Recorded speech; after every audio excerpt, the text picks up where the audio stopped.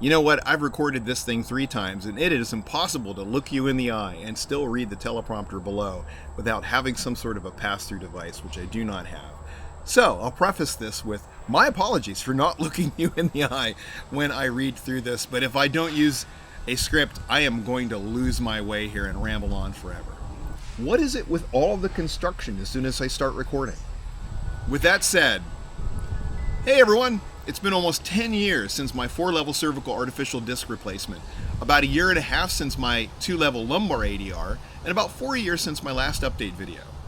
I'm sorry it's been so long, a lot has happened since then, and I thought it would be helpful to share how things have changed or stayed the same over the longer term. Please excuse the head cold as well, and the nasally voice. I figured if I don't post this now, I'll just keep putting it off. If you are considering artificial disc replacement surgery or in recovery, or just curious about what life looks like nearly a decade later, I hope this helps to give you a real-world picture of my case. You can check out my earlier videos for the full journey, and just to be clear, I'm not a surgeon or even a witch doctor in training. Everyone's spine surgery is different. What works for me may not work for you, so take everything I say with a healthy grain of salt. I'm also not paid for my opinions, I don't have relationships with care providers, and I'll be the first person to tell you that only you can determine your best path forward. So who am I? Some of you may have seen my surgery travel and update videos many years ago.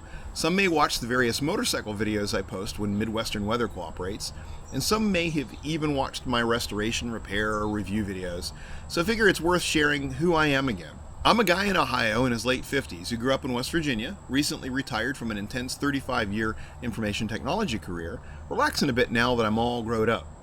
Unfortunately, with age comes the occasional health challenge, and I've had a few. Notably, that includes something called degenerative disc disease, which is a big term for arthritis of the spine. When spinal joints degrade, they can compress the nerves that radiate from the spine into your extremities, causing pain, numbness, tingling, tightness, and even loss of control in extreme cases. Everyone undergoes some level of arthritis in their lives, and some experience temporary bulges with herniations that improve with conventional treatments. But DDD sufferers experience it at another level, even without traumatic injuries. It's mostly a genetic roll of the dice which determines who gets the pleasure of DDD. Back in my last update video, I was about 5 years out from a 4-level cervical artificial disc replacement surgery, which is like a fusion except they implant ball and socket joints in your spine. At that point, the initial healing was well behind me and I had regained most of my neck, arm, and hand function. I still had stiffness, fatigue, and some neuropathy in my hands, and I even wondered if I'd eventually need another lower level worked on. Now, almost 10 years out, the stiffness and fatigue have faded, some neuropathy persists, tight arm tendons, numbness and tingling in my hands, and arthritis in a few finger joints adds extra aches. But overall, I can still do everything I used to, as long as I give my arms and hands time to recover after heavy use. On the motorcycles, I make use of extra light clutch levers and other cheats to reduce fatigue, which I may do a video on in the future. Also in that last update video, I mentioned my lower back was starting to show nerve compression into the glutes, legs, and feet. That eventually led me to a microdiscectomy, which helped for a year or two, but in the end the discs collapsed further. In April 2024, I had a 2-level lumbar ADR operation in Plano, Texas. I chose that surgeon because he trained early on with the guy who did my neck and has thousands of cases under his belt. 1.5 years later, I'd call the result a success with a few caveats. I can ride dirt bikes with some aggression, hike steep hills for several miles, and I'm steadily rebuilding my core strength. On the other hand, some sitting positions remain uncomfortable, and I deal with persistent tightness in my glutes, piriformis, IT bands, legs, and feet. My surgeon thinks that's likely a remnant facet compression. It's not severe enough to treat further, but it reminds me to keep moving and adapt where I need to, and to be realistic about what recovery means to me in my own body. That's the reality of degenerative disc disease and surgical outcomes. Some patients achieve total pain relief without any residual effects.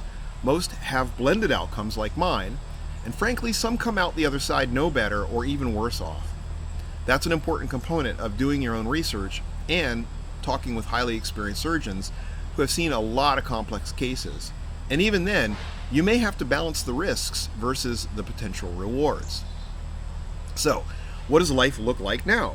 I can handle house projects and chores, maintain and ride motorcycles, hike, camp, and keep up with computer work and hobbies. The key is knowing my limits. I might cut a ride short or need a few days to recover after a camping weekend or a big project. I'm also sensitive to inflammation, whether it's illness, dehydration, or diet, so try to stay ahead of those triggers. For example, picking up a cold from an airport makes my whole body hurt, especially spinal symptoms. Since the surgeries, I haven't needed additional spine interventions, but I know things can change. At some point, I may need further treatment, and I'm also aware that eventually I'll age out of surgical options. So the next 5 to 10 years are important for me to manage symptoms and slow progression as best I can. To keep things stable, I focus on exercise, ergonomics, posture, stretching, and core strengthening, and ice therapy when needed. I rarely use pain medication, though I do keep small doses on hand to get past occasional flare-ups. I wish the medical system handled that more flexibly, but I understand why they're cautious. A few lessons learned from living long-term with artificial discs include I honestly can't tell they're artificial. Except if I turn my neck in just the right way, I think I feel one of the plates bottom out. My facet joints still crack, so I avoid chiropractic manipulation. I skip activities like bungee jumping and particularly violent roller coasters, but I keep strength up through motorcycling with safety gear and sensible choices. I'm very glad I went with artificial disc replacements instead of fusion. Recovery was faster, and the range of motion I've kept has made a big difference. One more important point. Chronic pain can take a real emotional toll. There are dark places it can lead. My advice is to turn that emotion and frustration into fuel for self-advocacy and research. Not every surgeon is familiar with complex spine cases and ADR options, but resources are out there, including the Seattle Science Foundation's videos on YouTube. In fact, artificial intelligence systems like ChatGPT are fast becoming an invaluable research partner that you should consider, as long as you remember that they're no substitute for qualified medical advice. I'm also extremely grateful for the support I've received by my family, friends, employers, and yes, even insurance after a bit of back and forth. So that's where things stand. Almost 10 years out from cervical ADR and about a year and a half since lumbar, there have been ups and downs, and there will be more, but overall, I'm grateful for the improvements, for being able to stay active in ways I couldn't without surgery. If you're on your own spine health journey, remember that recovery looks different for everyone. Don't be discouraged if progress feels slow. Like my surgeon told me, it's usually 2 steps forward, 1 step back for quite a while. Thanks for watching. If you found this helpful, feel free to share it or leave questions in the comments. I'll do my best to answer. And yes, more motorcycle and hobby videos are coming, whether you like it or not. You can skip those if they're not your thing, or take them as encouragement that staying active is possible. If you'd like to share your own post-surgical progress, drop it in the comments as well, and I'll be glad to cheer you on.